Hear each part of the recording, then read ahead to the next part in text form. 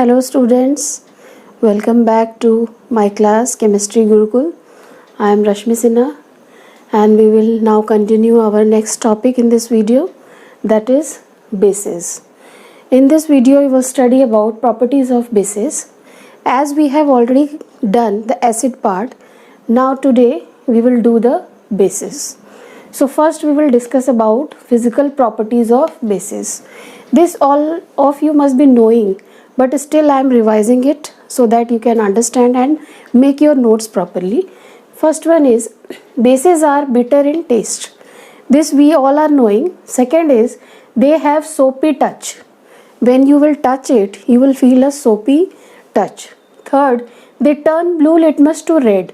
Up to this you must be knowing, but in this video you will also come to know that methyl orange, if methyl orange is added to any base, then the color of methyl orange turns from orange to yellow and phenolphthalein from colorless to pink. Okay, this you will understand about phenolphthalein and you will do experiments in your higher classes when you will do titration process. Next is fourth, basic solutions conduct electricity. As we have already seen in case of acids, they also conduct electricity when they were added into water or aqueous medium. Similarly here bases also conduct electricity because they produce OH ions when they are dissolved in water. This we will see in the last of this topic. Next is chemical properties.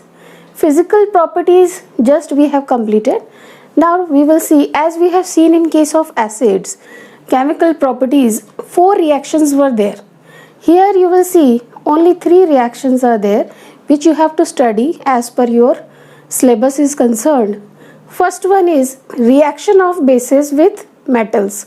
See children, keep a note that bases do not react with all metals. Understood? But some of the metals are there like zinc and aluminium. They sometimes react with bases to form salt and hydrogen gas is liberated. Here you could see a complex compound is formed. Suppose NaOH, that is sodium hydroxide, when it is added or reacted with zinc metal, it will form sodium zincate, that is Na2ZnO2, and hydrogen gas will be liberated. Similarly, when aluminium is reacted with a base sodium hydroxide and in the presence of water, then they will form a compound sodium meta-aluminate, that is NaAlO2, plus again you could see here H2 is liberated. In the first reaction also, means these two things are common. Whenever metals react with bases, they will liberate H2 gas, as we have seen in case of acids also. Now these two reactions you have to keep it in your mind. Now I will talk about the second reaction, that is aluminium. See, due to this complex compound, bases are never kept in aluminium vessels, because whenever they will be kept in aluminium vessels, after a certain period of time they will react with it and they will form such poisonous compounds. Now next, second is reaction with acids. We have already seen and studied in our previous topic, that is acids. Whenever bases reacts with acid, they will form salt plus water, which is also termed as neutralization reaction. That's why I haven't not given the reaction here, because I have covered this topic earlier in my previous video. Next is reaction with non-metal oxides. See children, as we have seen in case of acids, whenever acid react with metal oxides, they form salt and water. Here also you could see that when bases react with non-metal oxides, again they form salt and water. Now what is the reason here? See, there we had seen that metal oxides are basic in nature. Here non-metal oxides are acidic in nature. That's why they form salt and water. I hope you have understood this topic. Means it is somewhat similar to the previous one, that is here also neutralization reaction taking place, because non-metal oxides are acidic in nature and we have reacted it with base. So again here it will form salt and water.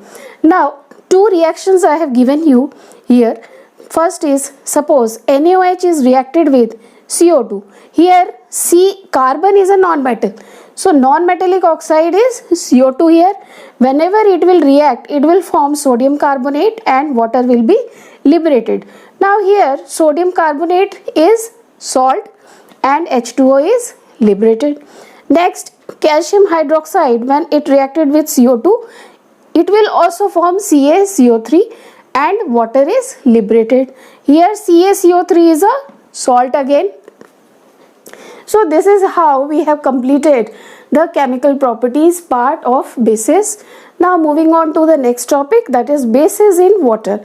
See children, how bases, they split into different types of ions and they produce OH, means hydroxide ion, in water. Suppose here KOH, K plus and OH minus is liberated.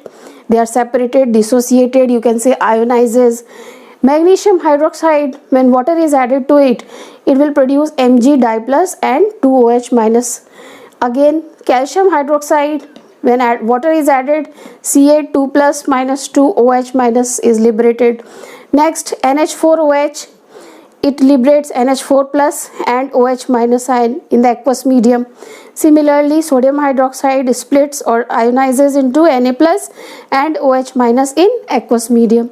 Now on the basis of all these things, we can classify bases into two different categories. First is strong bases and second is weak bases. See children, what is the meaning of strong base here? How can you define? Those bases which ionizes completely in aqueous medium. See, I have shown it here by a single arrow. You could see well. And strong bases ionizes completely, means they will form Na plus and OH minus ion.